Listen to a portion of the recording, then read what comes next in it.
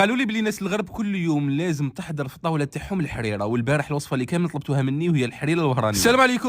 كي نقولوا المعقوده نقولوا الحريره، وكي نقولوا الحريره نقولوا المعقوده. واليوم جبت لكم اسهل حريره تقدروا تعلموها، سهله مهله وبناتها كي العاده البعد. في الطنجره تاع الكوكوطه درت فيها شويه تاع السمن شويه تاع الزيت، وزدت معاهم مرصوه تاع اللحم. تقدروا ديروا مرصوه تاع الدجاج ونقليهم مليح فوق النار حتى وين يتقلى لي كامل هذاك اللحم ويطلق البنه تاعو. ضفت عليهم 3 حبات زروديه مع حبه ونص تاع البصل و3 حبات طوماطيش يكون ترحيتهم بهذيك الطريقه. نقليهم مليح كي تطلق الماء تاعها كامل. نضيف عليها التوابل اللي مكتوبين بالتفصيل تحت الفيديو، ومنهم تابل الحريره، ونزيد عليهم ربطه تكون مليحه تاع القزبر ولا كيما نقولوا الحشيش. نزيد عليهم كمشه تاع الحميصه، ونروح نجيب طوماطيش تاع البطاط كي العاده من عند عمور اللي ديت منها مغرف تكون كبيره اللي راح تعطينا لون شباب بزاف للحريره تاعنا. هنا نمرق بالماء لازم يكون سخون مليح، ومرقت بحوالي 3 لتر تاع الماء. نغطيها بالكوكوطه ونخليها حتى وين طيب كامل كي الخضره كي هذاك اللحم.